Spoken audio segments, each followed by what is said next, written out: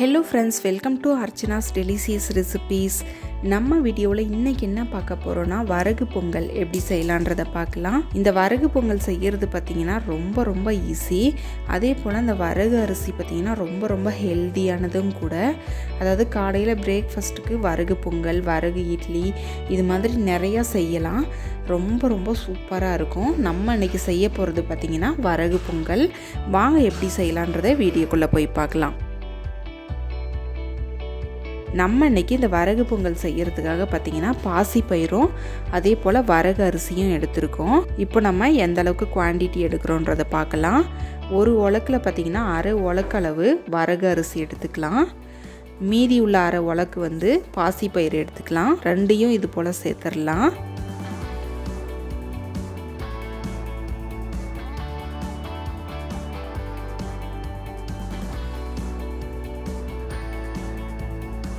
ரெண்டையும் சேர்த்தோம்னா ஒரு உலக்கு.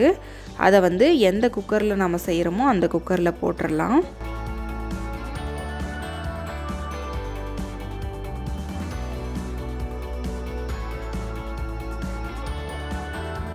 போட்டுட்டு இதை 2லேருந்து 3 டைம் நல்லா வாஷ் பண்ணி எடுத்து வச்சுருக்கோம். இப்போ எந்த உலக்கில் நம்ம பாசிப்பயிரும் வரகு அரிசியும் சேர்த்தமோ அதே உலக்கில் தண்ணி சேர்த்துக்கலாம். அதாவது ஒரு உலக்களவு பாசிப்பயிரும் வரகு அரிசியும் நம்ம எடுத்துக்கிட்டோம். அதுக்கு 3.25 அளவு நம்ம தண்ணி எடுத்துக்கலாம். தண்ணியை சேர்த்ததுக்கப்புறம் கொஞ்சமாக உப்பு சேர்த்துக்கலாம். உப்பு சேர்த்ததுக்கப்புறம் குக்கரை நம்ம ஸ்டவ்வில் வச்சிடலாம். வச்சுட்டு இப்போ நம்ம குக்கரை மூடி விசில் போட்டு இதை 5லேருந்து 6 விசில் வர வரைக்கும் விட்டுருங்க.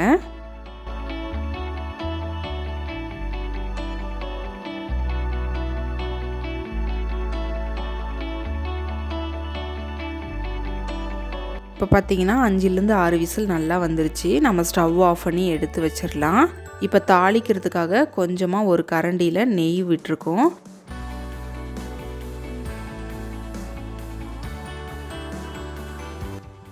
அதில் சின்னதாக கட் பண்ணி எடுத்து வச்சுருக்க இஞ்சி துண்டுகளை சேர்த்துக்கலாம். கூடவே அரை டீஸ்பூன் அளவு மிளகு சேர்த்துக்கலாம். அப்புறம் ஒரு கைப்பிடி அளவு முந்திரி சேர்த்துக்கலாம். சேர்த்துட்டு இது போல் நல்லா கலந்து விட்டுருங்க.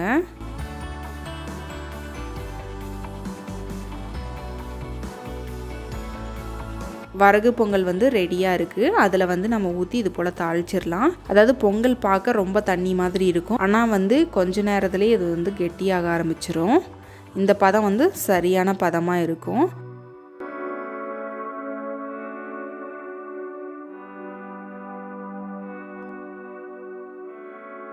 இப்போ நம்ம கொஞ்சமாக மல்லி இலையை தூவிக்கலாம். தூவிட்டு இது போல் எல்லா பக்கமும் கலந்து விட்டுருங்க.